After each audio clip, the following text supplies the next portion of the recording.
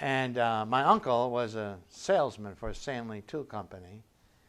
And he said, I never taught people to sell drills. I always taught them to sell holes. We moved from the hammer and chisel to the hand manual drill, to the electric drill, to the laser drill. Okay. So in our world, we know that change is a constant. Daylight will turn into darkness tonight. We're not talking about something that's odd. It's essential. It's normal.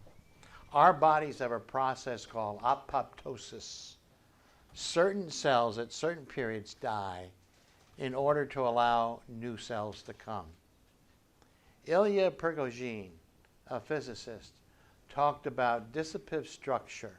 In the physical world, certain structures begin to lose their energy and dissipate, all for the purpose that something new will emerge. Victor Turner, the sociologist, studied the Ndembu tribe in Kenya. And to study what did they do when they began to see life changing. And he called it the ritual process. And he says there's a structure, and all of a sudden it's challenged. And you go through this period he called the liminal period.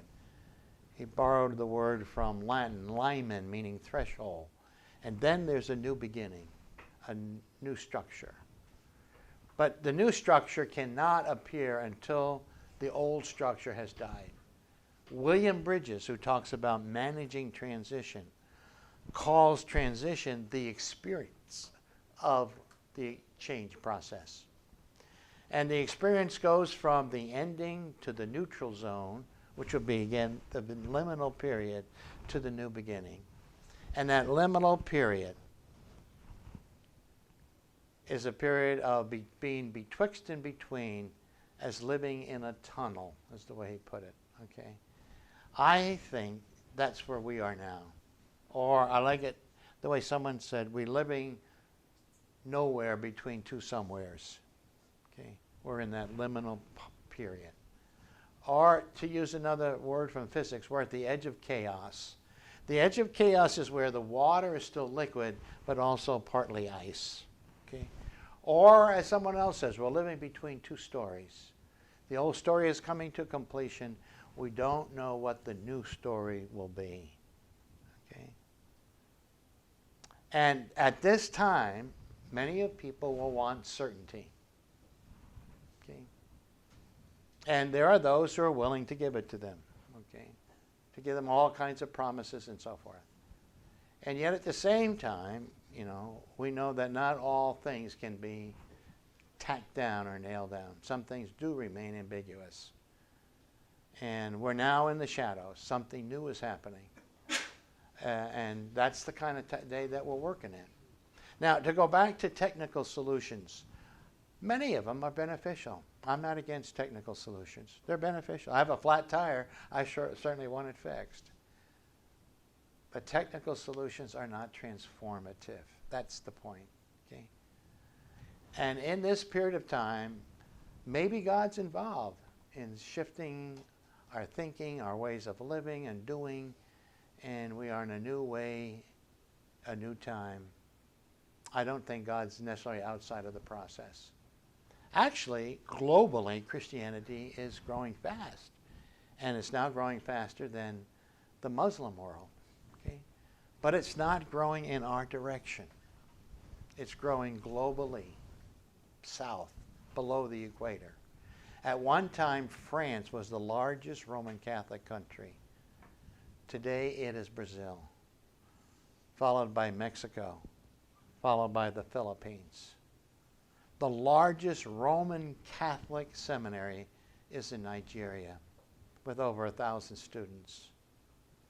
Today, there are only 4,900 seminarians in Roman Catholic seminaries in North America, compared to 1965 when there were 49,000 seminarians in Roman Catholic seminaries.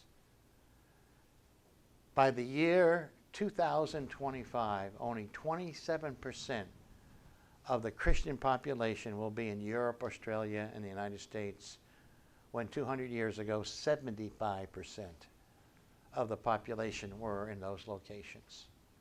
So we're in a massive changeover in the world.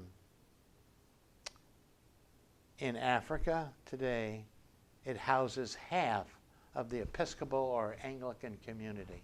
Half in Africa. Okay? Pentecostalism was 0.007% of the Christian population in the year 1900. Worldwide, it's now almost 25% of the population. Another major shift. Okay? We're now in a time that I think old forms are going to have to give way to new forms, old understanding to new understanding. And I know I'll never see the end of what's going to happen, okay? But my own feeling has been in working with congregations, if we don't begin now to reassess, to look again at who we are and what we're going to do, it's just going to be harder 5 years from now or 10 years, okay? I think we're at a tipping point where the window is open. It's a great time. Now, I think how you look at the future depends on your hermeneutic. Is your principle of interpretation we're in crisis, or is it we're at an opportunity? Okay? If we're in crisis, more than likely, we're going to be in the same role as Walter Brigham, the Old Testament scholar, says the Israelites were at the time of exile. Okay.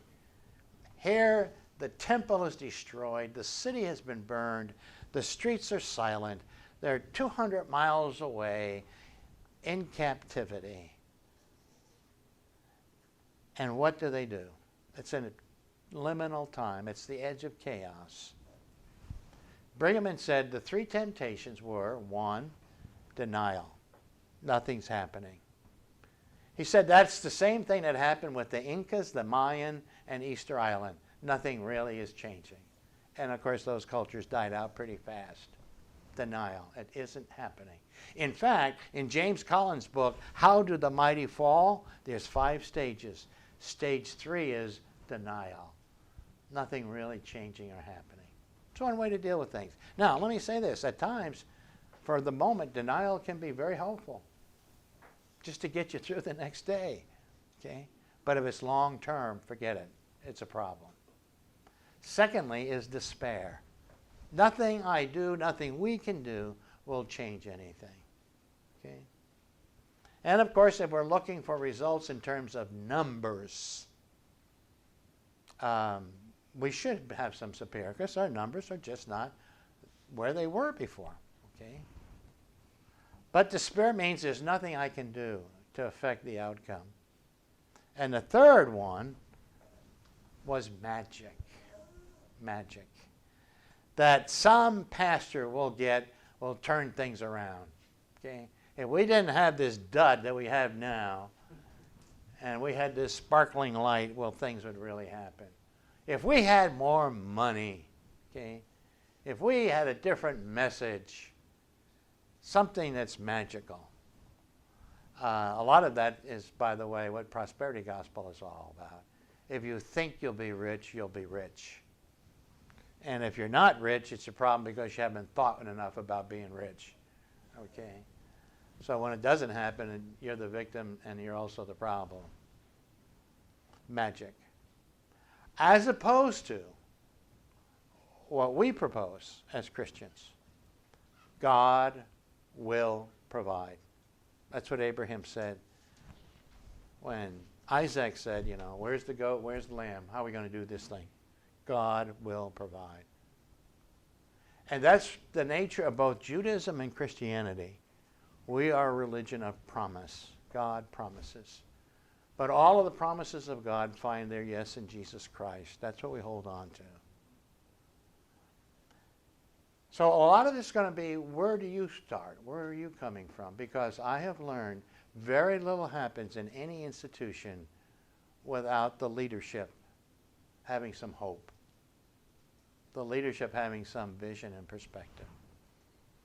And that also means you've got to find others like yourself who will join you. Because John Cotter has said, Change is not going to happen if at first you don't have a sense of urgency.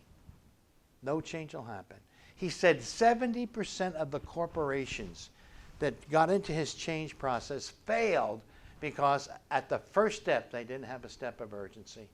And as far as I'm concerned, mission is a sense of urgency. This is who we are. This is what we're about. And then secondly, he said, it fails because people don't assemble together a supporting team.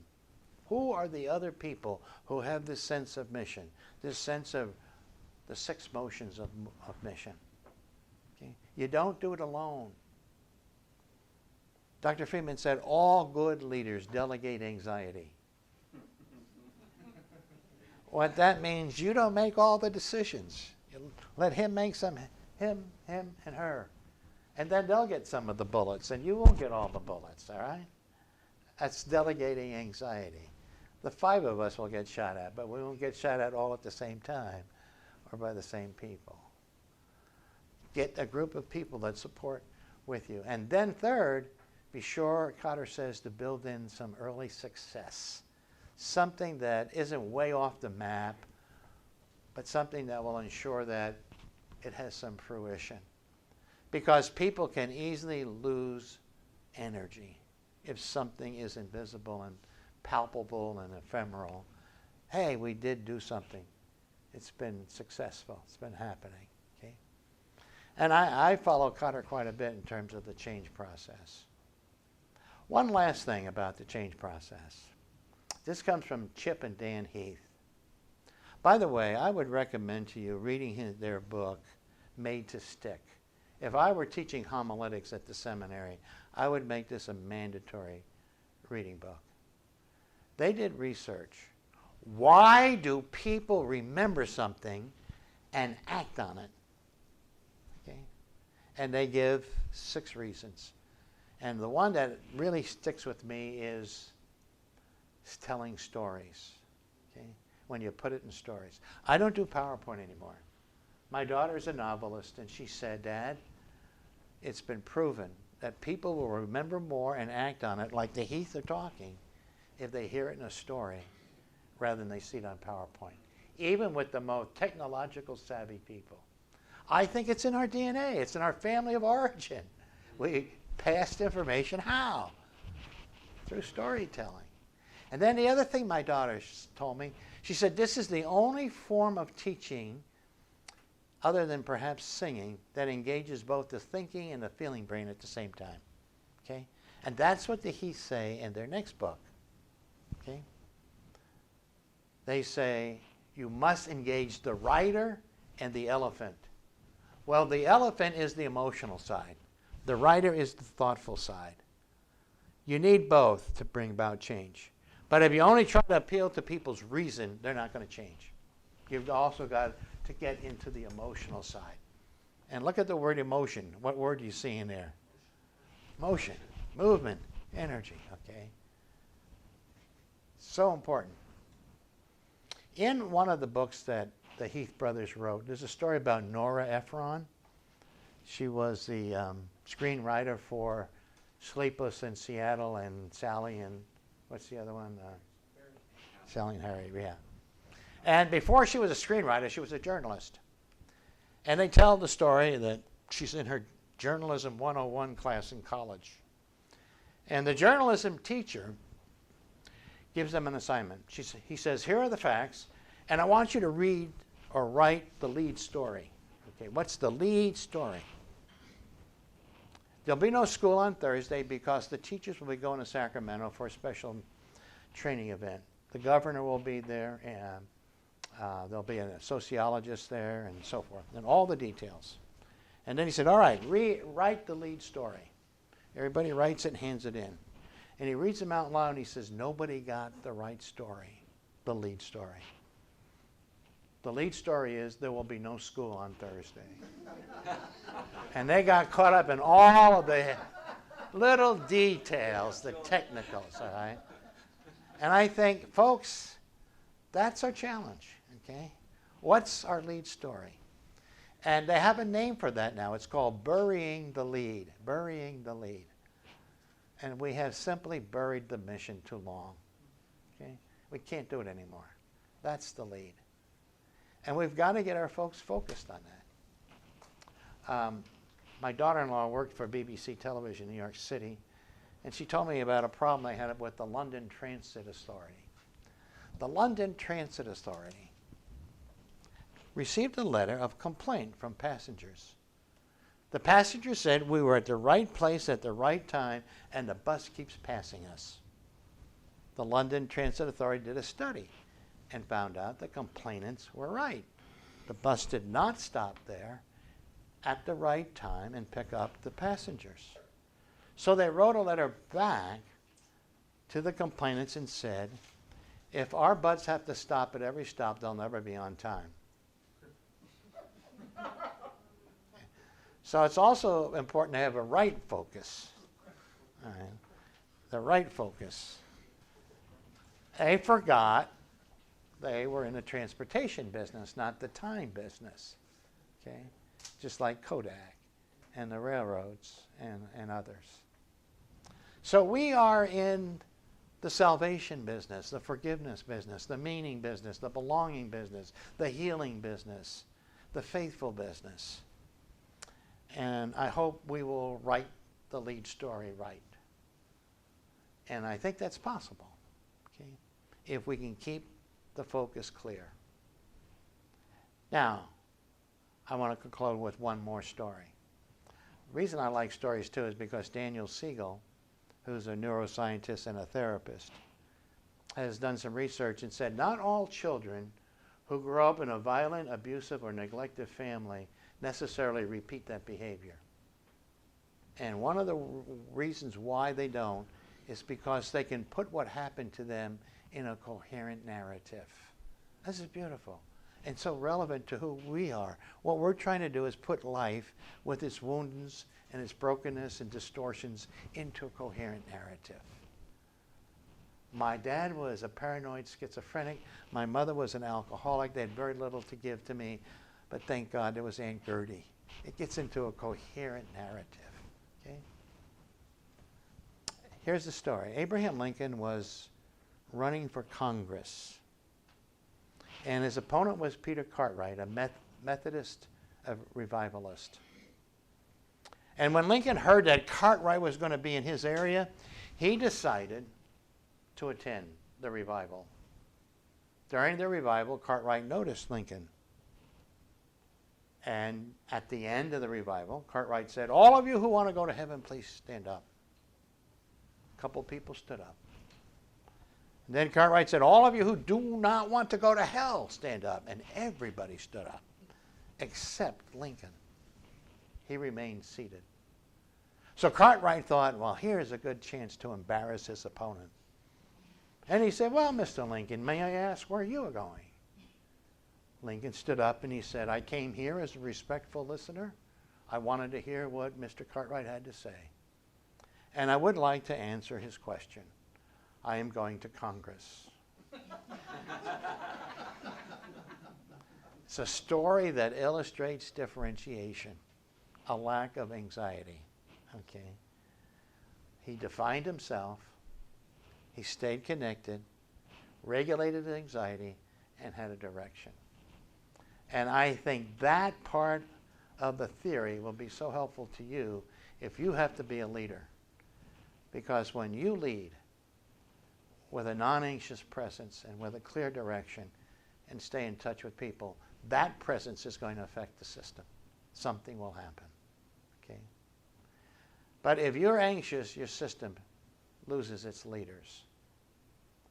Helmut Thielicke, a German theologian, once said, the person who possesses the last hour need not be anxious about the next moment. Okay? That's us. Easter people, resurrection people, people with hope. So of all people, we should be the least anxious. And if you're going to be a leader today, you can't have as much anxiety as the other folks do. Okay? And I hope that's what you'll take back with you. This theory about differentiation is about me. How am I going to relate with other people? And to realize that my presence and my functioning can have an effect on the whole system in a very healing way. Any questions or comments here at the end?